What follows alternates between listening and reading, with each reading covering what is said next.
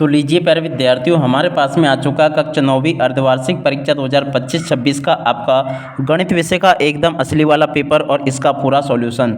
जी हाँ प्यारे बच्चों, जैसा पेपर मैं यहाँ पर आपको बताऊंगा ना, ठीक वैसा का वैसा ही क्वेश्चन पेपर आपको परीक्षाओं में देखने को मिलेगा। एक भी क्वेश्चन का आंसर प्यारे बच्चों यहाँ से आपका मिस नहीं होगा। तो चलो अपन जल्दी से आगे बढ़ते हैं, समझते हैं कि कक्षा 9वीं अर्धवार्षिक परीक्षा 2025-26 का आपका गणित विषय का क्वेश्चन पेपर आपको परीक्षाओं में देखने को कैसा मिलेगा।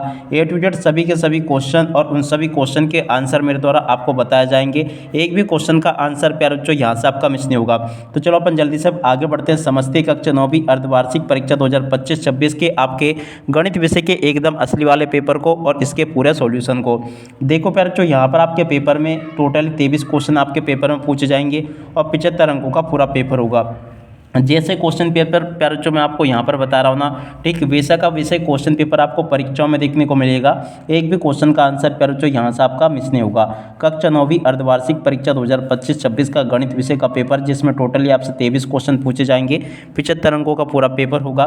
तो चलो अपन जल्दी से आगे बढ़ते हैं, समझते हैं आपके इस पेपर को और इस पेपर के पूरे सॉल्यूशन को।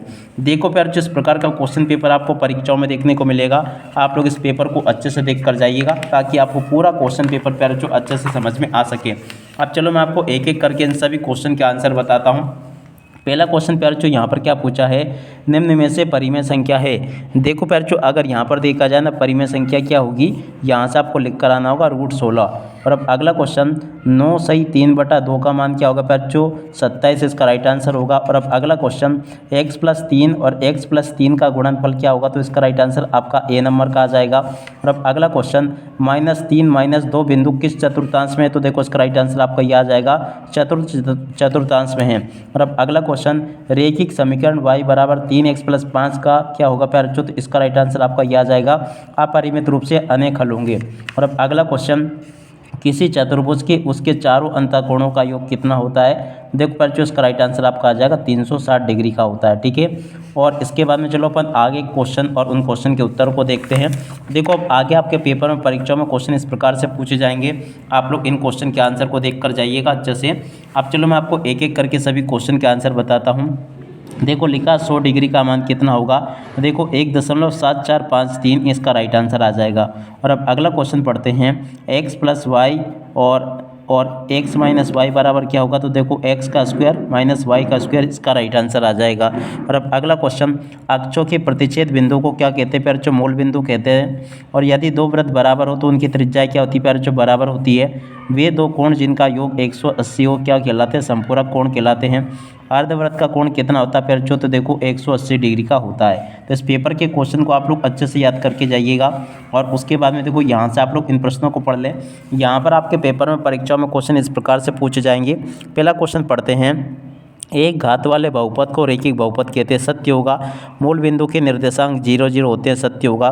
दो भिन्न बिंदुओं से होकर जाने वाली असंख्य रेखाएं होती है, ये भी आपका असत्य होगा। सम चतुर्भुज के विकर्ण परस्पर समकोण पर समद्विभाजित करते हैं, ये भी आपका सत्य हो जाएगा। त्रिभुज के बराबर कोणों की सम्मुख भुजाएं बराबर होती है, ये भी आपका सत्य होगा। वर्ष के कुल महीनों का 3/4 भाग 8 महीना होता है, तो देखो ये आपका असत्य हो जाएगा, ठीक है। तो यहाँ तक कि मैंने आपको सभी क्वेश्चन के आंसर आपको बता दिए हैं। और इसके बाद में चलो अपन आगे बढ़ते हैं, आगे आपके पेपर को अच्छे से देख लेते हैं। देखो प्यारे बच्चों, आपके पेपर में परीक्षा में क्वेश्चन इस प्रकार से पूछे जाएंगे। इन प्रश्नों को आप लोग अच्छी प्रकार से देख कर जाइएगा। यहाँ पर आपके पेपर में जोड़ी पूछी गई है। पहले नंबर की जोड़ी पूछी, सबसे छोटी अभाज्य संख्या, तो देखो 2 आ जाएगी। और 0.1/10 गुणा 100 इसकी जोड़ के मान आपको डी नंबर यानी कि 1 से कर लेना है।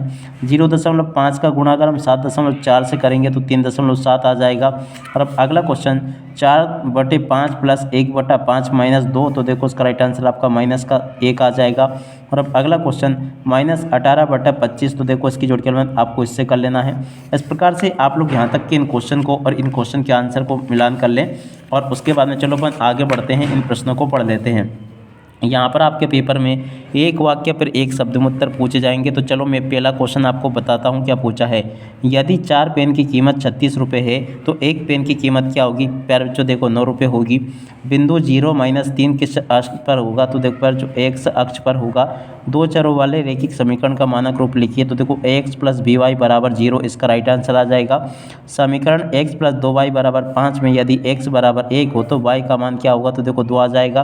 और रैखिक समीकरण में चर राशि का उच्चतम क्या होगा, तो देखो 1 इसका राइट आंसर आएगा।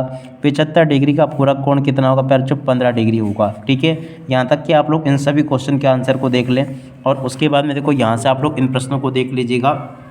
प्रश्न नंबर 9 जो दिया गया ना, प्रश्न नंबर 6 जो दिया गया ना, 6 के क्वेश्चन के उत्तर को यहाँ से देख लो, 6 के अतः वाले क्वेश्चन के उत्तर को यहाँ से देख लीजिएगा। प्रश्न नंबर 7 का उत्तर प्यारे ये बच्चों ये पूछा गया, 7 के अतः वाले क्वेश्चन को यहाँ से देख कर जाइएगा।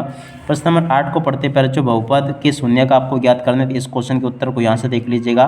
प्रश्न नंबर 9 का उत्तर प्यारे बच्चों ये पूछा गया है। प्रश्न नंबर 10 का उत्तर ये है और उसके बाद में चलो अपन आगे बढ़ते हैं। प्रश्न नंबर 11 का उत्तर प्यारे बच्चों ये लिखा है, 11 के अतः वाले क्वेश्चन का उत्तर ये लिखा है और उसके बाद में यहाँ तक के सभी क्वेश्चन के आंसर मैंने आपको बता दिए हैं। प्रश्न नंबर 14 का उत्तर ये आपको दिया गया। प्रश्न नंबर 16 का उत्तर ये लिखा है। 16 के बाद में देखो इसके बाकी जो क्वेश्चन पूछे गए ना, प्रश्न नंबर 18 को देख लेना, इसका उत्तर ये लिखा है। 19वें क्वेश्चन का उत्तर प्यारे बच्चों आपको ये दे रखा है। प्रश्न नंबर 20 का उत्तर ये लिखा है। 21वें क्वेश्चन का उत्तर प्यारे बच्चों ये दिया गया, इसको भी आप लोग याद करके जाना।